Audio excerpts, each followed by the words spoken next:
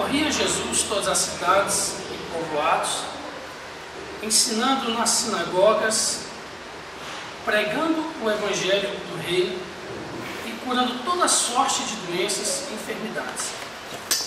Vendo ele as multidões, compadeceu-se delas, porque estavam aflitas e exaustas, como ovelhas que não têm pastor. E então se dirigiu aos seus discípulos: a seara, na verdade, é grande, mas os trabalhadores são poucos. Rogai, pois, ao Senhor da seara que mande trabalhadores para a sua seara. Oremos. Deus, não tem coisa melhor do que ouvir a Tua palavra, pois ela é refrigério para a nossa alma. E nós, ó Deus, encontramos na Tua palavra alegria para o nosso coração, encontramos vida eterna. E nós queremos aqui, ó Deus, ouvir a Tua palavra. Pedimos a Ti, ó Deus, a graça do Teu Espírito sobre nós, para que nos oriente, em nome de Jesus. Bom, como os irmãos sabem, no domingo passado, minha família sepultou o nosso avô paterno, o Luiz Paes Landinho. Meu avô faleceu com 87 anos, na sexta-feira retrasada. E desses 87 anos, 85 ele viveu no Piauí. Ele veio para cá, para Brasília, há mais ou menos 2 anos. E aqui o meu avô conheceu o Evangelho. Ele foi batizado 2 meses antes dele falecer. E partiu, né? E ouviu o Evangelho, recebeu o Evangelho, confirmou o Evangelho com o batismo. E frequentou uma igreja lá em Samambaia. E deixou um grande exemplo para nós de ter uma vida, mesmo lá no finalzinho, servir a Cristo. Eu estava observando a lista de pregações que eu já fiz aqui, de estudos bíblicos, e tem um tema que eu sempre falo, mas de sermões mesmo, eu fui observar que tinha 2 ou 3 só que eu fiz na área de missões. E hoje eu quero falar sobre esse tema. E o texto que nós lemos aqui, ele é bem claro, ele mostra que a seara é grande e poucos são os trabalhadores. Um fato é que Jesus mandou a gente pregar o Evangelho a todas as raças, a todas as tribos, a todas as pessoas. Só que nós não temos feito isso. E eu, particularmente, eu sempre penso em 2 razões por que nós não temos feito isso. Talvez porque pensemos que estamos evangelizando, quando de fato não estamos evangelizando. Olha, o apóstolo Paulo disse que ai de mim se eu não pregar o Evangelho. Mas, da mesma forma que é perigoso não pregar o Evangelho, também é perigoso pregar um falso Evangelho. Um falso profeta é um perigo. Agora, um obreiro, vamos dizer, despreparado, que não prega o Evangelho corretamente, também é um perigo. Tamanho. E talvez pensemos que estamos evangelizando quando de fato não estamos. Estamos pregando uma outra mensagem, não a mensagem do Evangelho. Ou outra razão que eu penso é que ainda nem conhecemos de fato o Evangelho de Jesus. E talvez tentemos pregar. Como alguém disse, se alguém não ama a obra de Deus, talvez esse alguém ainda nem encontrou Cristo. Por isso que ele não ama a obra do Senhor. E nós precisamos compreender que evangelismo é simplesmente dizer assim: Jesus te ama, vamos à igreja. Evangelismo é chegar na pessoa e dizer assim: olha, arrependa-se de seus pecados, Cristo morreu por você, confesse Jesus e será salvo. Sexta-feira passada nós fizemos um teste de evangelismo lá na nossa cidade de São Sebastião. Nós nos reunimos na sexta-feira, a partir das 8 horas, lá na praça, próxima à igreja, para evangelizar. Alguns irmãos pensaram: vocês vão levar um som bem grande, vocês vão fazer todo aquele evento? Eu falei: não vamos fazer nada disso. Nós vamos levar um com violão, o outro com um carrom, e vamos ficar tocando, não sem caixa de som. Aquele ali é só para chamar a atenção das pessoas. A gente faz uma rodinha ali e canta, e depois nós vamos evangelizar. Nós separamos folhetos evangelísticos, um livreto que a gente escreveu sobre a fé e bíblias. E ali na praça a gente tinha um propósito de alcançar 100 pessoas. Aquelas que dessem a oportunidade de a gente sentar e conversar, a gente ia aproveitar a oportunidade. E conseguimos nosso objetivo, 100 pessoas ali, onde procuramos evangelizar. A nossa ideia não era simplesmente dizer onde ficava a nossa igreja. A nossa ideia era sentar com a pessoa, perguntar se ela cria no Evangelho, se ela tinha dúvidas sobre o Evangelho, e ler a Bíblia com a pessoa. Vejo que a igreja brasileira precisa resgatar isso no Evangelho. A gente precisa acreditar no Evangelho. E só que o evangelismo moderno, ele ensina o quê? Jesus te ama, vamos à minha igreja. E aí eu vou dizer uma coisa a vocês. O Evangelho não tem crescido no Brasil. O que tem crescido é um falso evangelho que tem amarrotado as igrejas e feito igrejas grandes, mas que tem atraído as pessoas através de um falso evangelho, onde diz assim às pessoas: venha e você vai ser rico, venha e você vai ser curado. E aí eu posso muito bem dar o testemunho do meu avô, que sofreu 22 anos com câncer. Tudo isso para mostrar que às vezes Deus decide não curar, mas Deus decide o quê? Manter vivo até quando Ele quiser, para mostrar para a pessoa que Ele vai dar a oportunidade de conhecer o Evangelho. Mas o que nós vemos é o quê? A necessidade tamanha de reevangelizar igrejas. O Evangelho não tem sido pregado. Um dia uma pessoa chegou e me falou: pastor, vamos mudar de igreja. Quem foi? Não se adaptou? Não, é porque eu tive um problema ali com um fulano de tal. Falei: então vamos resolver, não precisa sair do carro disso. Vamos resolver, nós somos uma família funcional, não disfuncional. Temos problemas, mas procuramos resolver os problemas. Aí eu vi que a pessoa estava dando xilique. Eu falei assim: olha, eu, para abençoar, eu sou bom, sou 10. Mas para amaldiçoar também gente ruim, eu sou 1000. Aí eu brincando com a pessoa, né? Eu falei: minha filha, não sai nessas condições não. Sai debaixo de bênção de Deus. Vai lá e resolva a situação com esse irmão lá, pelo amor de Deus, conversa com ele. Eu te ajudo, vou estar junto com você. Mas tudo isso por quê? Porque as pessoas não estão compreendendo o que é o Evangelho. O que o Evangelho fala: arrependa-se dos seus pecados. E esse texto é interessante, porque no versículo 37 vai mostrar que a seara é grande, mas os trabalhadores são poucos. No versículo 37 diz isso. No versículo 37 fala assim: então se dirigiu aos seus discípulos: a seara na verdade é grande, mas os trabalhadores são poucos. Só para você entender, o desafio brasileiro é tamanho. E você diz: pastor, e qual a minha responsabilidade? Toda. Ou você é crente e tem visão missionária, ou você não é crente. O cristianismo é uma religião missionária. Nos chama para um desafio de proclamar o Evangelho aos perdidos. Para você ter ideia, nós temos cerca de 500 mil índios que precisam ouvir o Evangelho. Quase 7 milhões de ribeirinhos. Nós temos mais de 800 mil ciganos no Brasil. De gringos, nós temos só de sírios, vocês sabem, né? Já temos mais de 2 mil no Brasil. De bolivianos, nós temos mais de 300 mil bolivianos no Brasil. Nós temos morador de rua, 2 bilhões. Isso é quase uma Brasília, irmãos.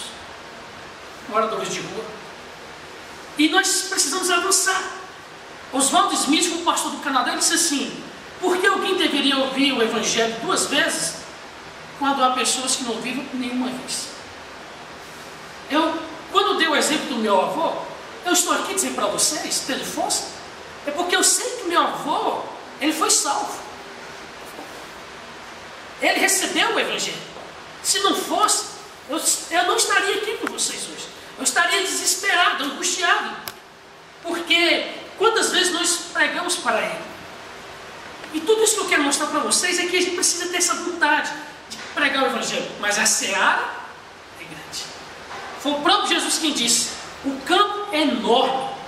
São muitas pessoas para serem alcançadas pelo Evangelho. As estatísticas falam que são mais de 2 bilhões de cristãos no mundo.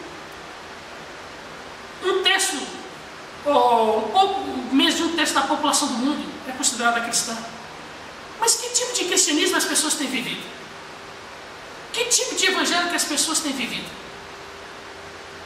Ou como uma igreja que eu fui pregar, aí antes da pregação fizeram um showzinho e aquela coisa toda, e aí um som que faltava estourou o ouvido da gente, e me colocaram ainda para sentar na primeira cadeira, e eu tive que aguentar aquilo ali por 2 horas.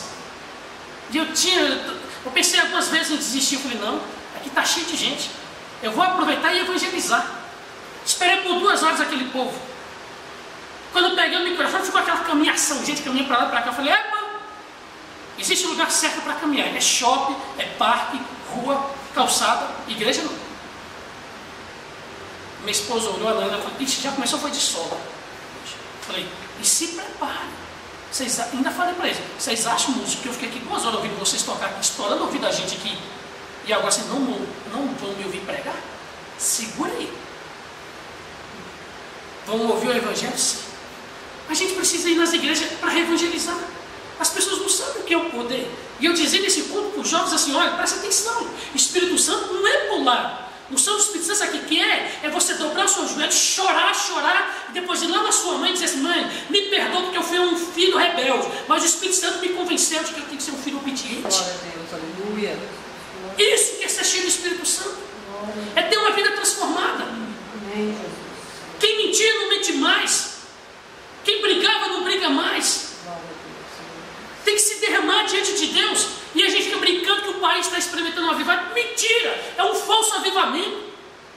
Como que os nossos políticos, não estou falando nem dos que são descrentes na cara, mas são aqueles descrentes que dizem que são crentes, acusados de muitas coisas, aí falando que estamos experimentando um avivamento e dizendo, nós queremos um presidente evangélico, que Deus nos livre de um presidente evangélico por agora, senão vai envergonhar a igreja do Senhor. Com esses políticos que se dizem evangélicos, envolvidos com corrupção, e em vez de dizer que estão cheios do Espírito Santo, que vamos comemorar o avivamento, que avivamento? Nós não vamos comemorar nada. O que a gente tem que fazer é dobrar o joelho, chorar diante de Deus, estudar a Bíblia e falar, Deus, tem misericórdia do Brasil. A seara é grande. Aí Jesus me fala que os trabalhadores são poucos. Vocês vão ver que para todas as carreiras há concorrências. Você vê que há até excedentes procurando vagas nas universidades, nos concursos públicos. Mas no que refere à obra de Deus, são poucas pessoas que se oferecem. São poucas que ouvem como Isaías e diz assim, eis-me aqui, envia-me a mim. São poucas pessoas que se dispõem realmente a fazer a obra do Senhor. Agora inventaram uma coisa muito estranha, um tal de conferencista. Né? Vocês já viram? Conferencista é o quê? Ele não é pastor nem missionário. Nem cuida de igreja e nem planta igreja. O que ele faz? Sai nas igrejas pregando, levantando oferta. Mas qual o compromisso que eles têm no rebanho? É difícil. Não é fácil. Hoje estão criando muito isso.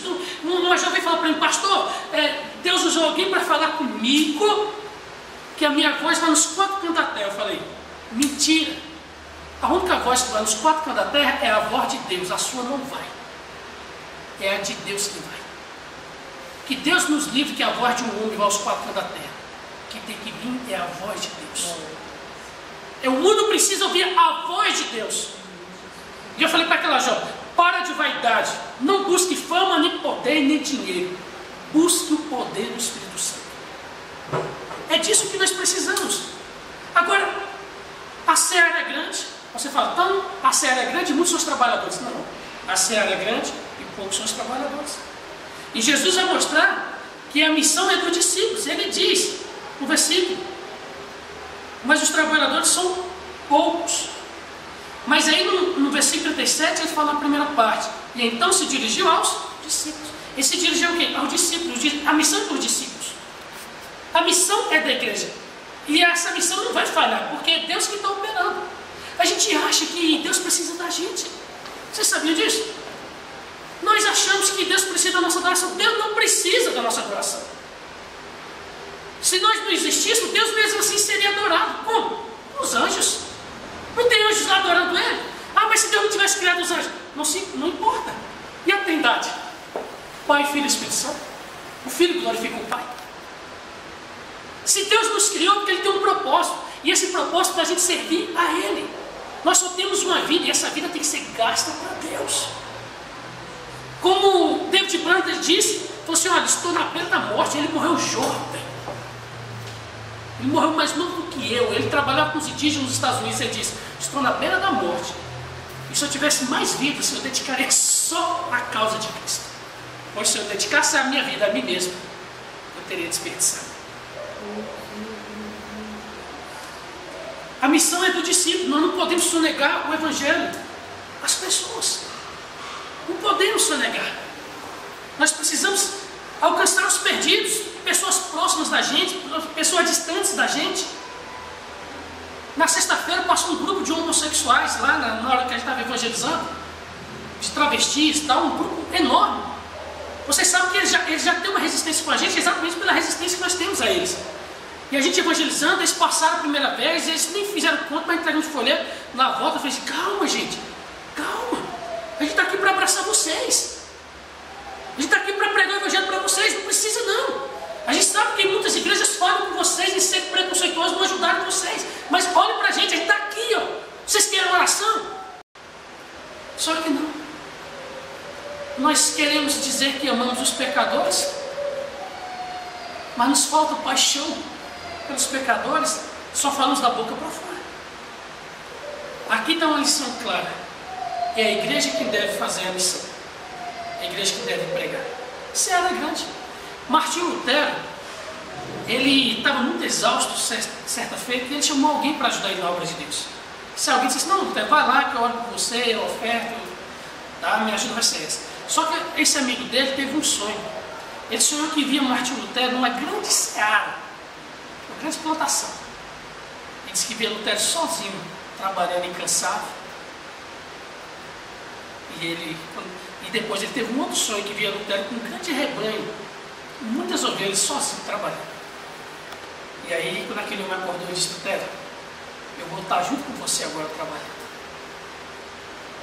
É interessante que até aqui entre nós, vocês sabem quantos pastores tem no Brasil? Eu não sei. Diz que tem 300 mil igrejas no Brasil. Então imagina o tanto de pastores que já existem aqui. Será que se todos eles dobrassem o joelho, combinassem, todos juntos, dissessem assim, olha, hoje, 10 horas da noite, todos nós pastores vamos dobrar nossos joelhos e pedir um avivamento no Brasil? O que aconteceria nessa nação? O tanto de pastores, mas você fala, pastor, tem tantos pastores, por que você ainda disse que a seara é grande? Enquanto eu vinha para cá, o meu celular tocou, eu vi que era uma mensagem de WhatsApp. Falei para ela, leia a mensagem para mim. Era o irmão Roque dizendo, pastor, eu quero apresentar o meu filho hoje na igreja, você vai estar aqui ou no Guará? Eu falei, vou estar no Guará. Aí eu falei, Léo, escreve para ele, diga assim, fala para ele para a gente apresentar no domingo que vem. Eu queria estar só aqui, ou então só lá, para que eu pudesse estar mais próximo. O pastor Nathanael já procurou 3 pastores, nenhum deu certo. Ele pediu para a gente ainda ver mais outro, a gente está procurando, para poder ajudar a gente nessa obra. Você acha que pastor Samuel aqui é pequeno, não é não? É grande. É enorme. Eu decidi acreditar nesse ministério. Eu decidi acreditar em lutar por ele. O irmão estava querendo apresentar o filho hoje. Eu falei, não, pode ser domingo que vem eu estou aí. Os jovens hoje falam, pastor, e aí, como é que vai ser hoje à noite? Eu falei, não, eu vou comparar, mas já arrumei um irmão fulano de tal igreja e vai vir pregar aí para nós. E na verdade, na minha ausência, quem mais está pregando aí? Já estou até falando para ele, vem para cá, meu filho. Fica logo de vez aqui para ajudar. O que eu quero dizer, sabe o que é? A gente trabalha com os missionários, e tem missionários assim que dá muita dor de cabeça. Os caras não são despreparados. Eles acham que chegar no culto, dão uns gritinhos, falar umas palavras de efeito, sacudir a igreja, eles acham que aquilo ali é maravilhoso. Só que o que o povo está precisando não é de espetáculo, o povo está precisando de palavra. O povo está precisando disso aqui, do Evangelho. Está precisando de Cristo, está precisando de Jesus, está precisando da unção do Espírito Santo. E aí alguns falam, pastor, eu quero trabalhar com missão, tá? Eu falei, estude a Bíblia, meu filho. Estude a Bíblia. Ame a Bíblia, conheça a Bíblia. Ah, mas assim mesmo, eu não posso perder muito tempo. Eles falam assim, não posso perder muito tempo me preparando. E quem disse que se preparar é perder tempo? Quem disse? Jesus gastou mais de 3 anos para treinar os apóstolos. Moisés passou 40 anos no deserto. Olha, o quanto é importante alguém estar preparado para fazer a obra de Deus. E aí o pastor Nathanael e eu procurando. Já vimos 3, não deu. Ele está procurando muito. A gente precisa de outra pessoa para nos ajudar. para poder fazer visita, para poder trabalhar e estar mais próximo dos irmãos. Deus vai nos ajudar. Nós vamos conseguir. Agora tem uma coisa interessante que diz no versículo 38, é a importância da oração na obra de Deus. Porque diz aí na primeira parte do versículo assim: rogai, pois, ao Senhor da Serra. Nós devemos rogar, clamar, pedir. Agora eu pergunto a vocês: vocês têm dobrado os joelhos para orar pela nossa igreja?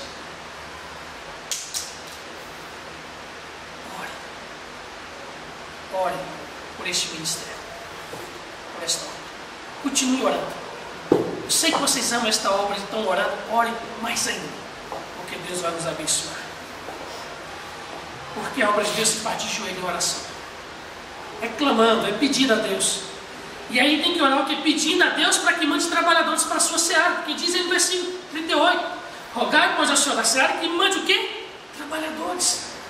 É disso que nós precisamos, de trabalhadores, pessoas preparadas, capacitadas.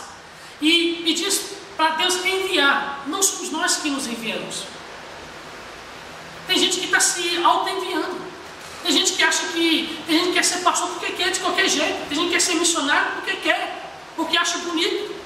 Tem gente que tem dor dos missionários. Gente, não tenha dor dos missionários. Tenha inveja deles. Se de alguma coisa na vida você tem que ter inveja, é só dos missionários. Porque eles estão exatamente numa posição que é o quê? De pregar o evangelho. Foi Deus quem criou o missionário. Vocês entenderam bem o que eu chamei de inveja, tá? É admiração. Não é inveja no sentido maligno. Então é isso. Tem pessoas que querem se auto-enviar. Tem gente que fala: eu vou ser obreiro e é de qualquer jeito. Quem te ordenou? Fulano de tal. Mas fulano de tal não tem capacidade nenhuma de ordenar alguém a pastor. Não, mas um dia minha mulher falou que eu vou ser pastor. A tua mulher falou? E hoje é exatamente aquela que disse que você não tem chamado. Porque se tem alguém que sabe se um homem tem um chamado para pastor, é a mulher, sabe? É por isso que tem igreja que, quando ordena um pastor, primeiro tem que procurar se ele se formou, aí basta uma sabatina de perguntas teológicas, bíblicas. Aí depois tem que apresentar vários documentos de nada consta, que tipo de nada consta. Até se ele tem nome, se ele é filiado a algum partido político. Aí vai um bocado de... documento de cartório, de casamento, e vai dar um bocado de coisa. Aí depois, o documento assinado pela esposa de que ele tem o chamado de pastor. Pela esposa. Porque às vezes ele fala: eu sou pastor, mas a família não vê isso nele. A igreja não vê isso nele. E ele acha: não, eu sou obreiro. Cuidado. No Brasil, eu falei, tem mais de 300 mil igrejas. Se cada igreja não é só um pastor, tem igreja que tem vários pastores. Quantos desses realmente são chamados? São vocacionados e preparados para o obra de Deus. Tem um rapaz que ele foi na nossa igreja, ficou uns meses, aí depois ele saiu, deu uma volta em algumas igrejas, aí semana passada ele me procurou e disse: pô, pastor, está tão ruim, eu vou nas igrejas, as pregações chatas. Eu falei: bem feito para você. O povo fala e você não entende nada da pregação. Eu falei: bem feito para você.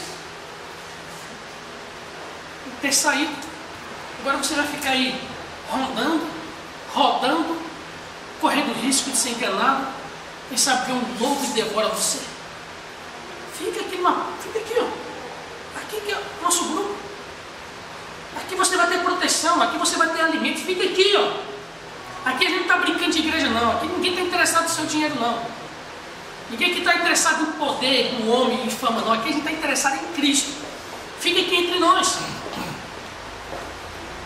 E o problema é que às vezes a gente defende até o falso profeta. O falso profeta fica ensinando heresia, mentira, distorcendo, e a gente ainda fica dizendo: não toque no ungido. Se ele é ungido de Deus, por que ele não prega a palavra de Deus? Por que só fica pregando heresia? Isso é um caso sério. E aqueles irmãos que devem orar pedindo a Deus que levante trabalhadores para a sua seara são os mesmos que devem trabalhar na seara. Porque no capítulo 10, nós vamos ver que esses mesmos que deveriam orar no capítulo 9, pedindo a Deus para que levante obreiros, são os mesmos que deveriam ir para o campo. aqui está nos mostrando que a gente tem que ter ação, tem que trabalhar. Achei interessante sexta-feira no evangelismo, que tem uns meninos que estão lá na igreja, uns meninos desse tamanho, uns 10, 12 anos, sei lá, e eles são tudo animados. Eles chegam cedo, já arrumam as cadeiras, querem ajudar na limpeza, os pais gostam demais de ver os filhos fazendo isso, e eles estão em tudo. Aí na sexta-feira quem aparece lá, tudo arrumadinho, lá na praça, os dois. O pastor nós viemos evangelizar. Tá bom, vamos ver, né?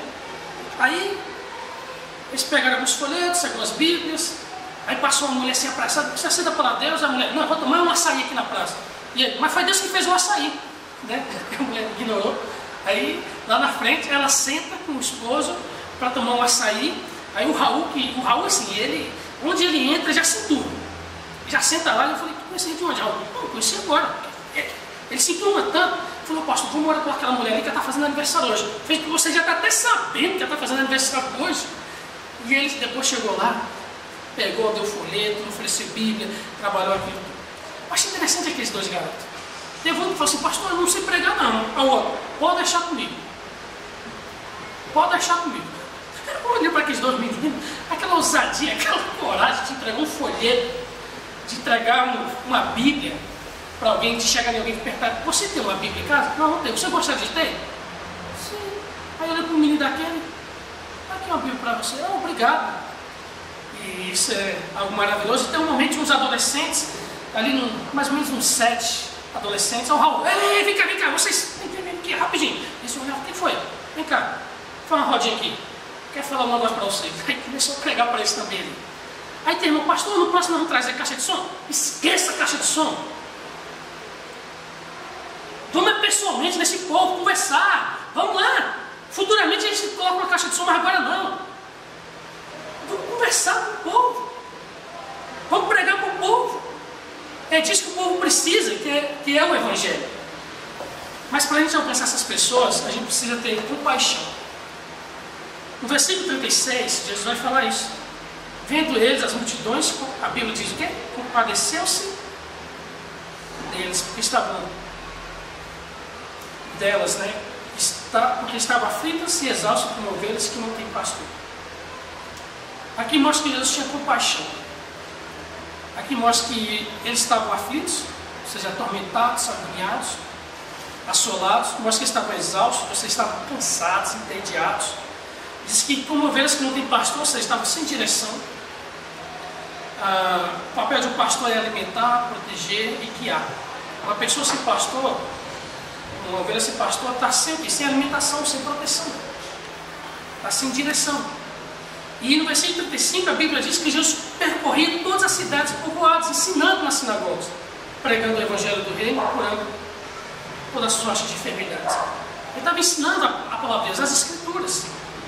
Eu quero que vocês entendam isso nessa noite. Ensinar as Escrituras.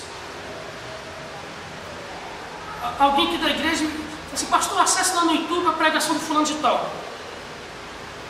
Aí eu assisti uma pregação, falei, não é possível, vou ver outra. Aí coloquei outra pregação. Por que eu perdi tempo assistindo esse cara? Você sabe o que é? O cara fica 45 minutos falando, e no final você diz, meu Deus, ele não falou nada.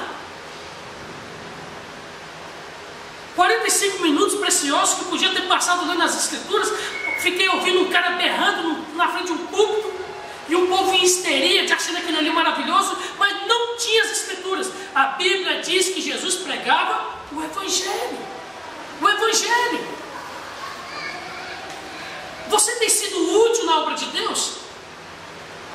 Qual é a sua participação na obra de Deus? O que você tem feito para a obra avançar? Deus é que está à frente, mas Ele usa a igreja. Nós precisamos dobrar nossos joelhos e orar até calejar os joelhos, chorar até nossas lágrimas secarem. A gente precisa ler a Bíblia até entender o que é o Evangelho. A gente precisa ler mais a Bíblia, a gente tem que parar de ficar achando que a história de Moisés é aquela história que está passando na novela. Assista como novela, mas não é. Não é aquilo. Moisés, os 10 mandamentos, leia a Bíblia, assista a televisão como ficção, como documentário, como sei lá o quê. Assista como entretenimento, mas para entender os 10 mandamentos, é na Bíblia.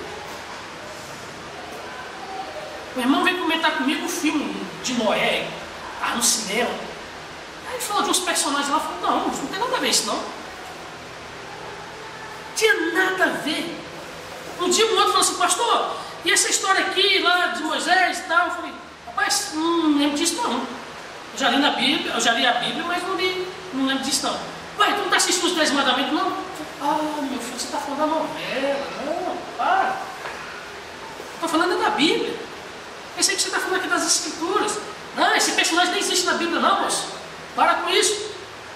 Se você ler a Bíblia, você vai saber discernir o que é real e o que é ficção.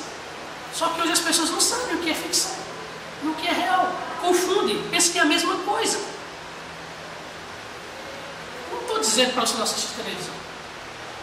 Eu estou dizendo para você analisar todas as coisas de acordo com a Bíblia. Jesus percorria todas as cidades, ensinando as Escrituras. Que ele ia lá nas sinagogas ensinar. A Bíblia diz que ele ia pregar o Evangelho do Reino, curava toda sorte de doenças e enfermidades. É disso que nós precisamos.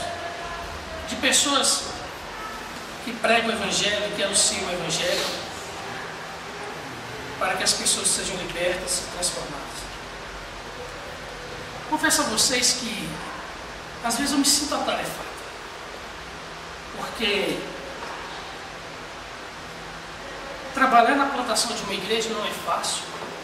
A igreja do Guará também tem sido muito árduo para mim. E nos outros dias da semana eu tenho que lecionar em seminários teológicos, presidir a missão Saem. E também sou vice-presidente de um projeto evangelístico lá na cidade, que agora eles chamam de diretor administrativo. Não é fácil. E houve um estudo que diz que a carga horária de um pastor está chegando já beirando de 60 a 65 horas semanais, exatamente porque quando você está lendo a Bíblia, você está preparando o sermão.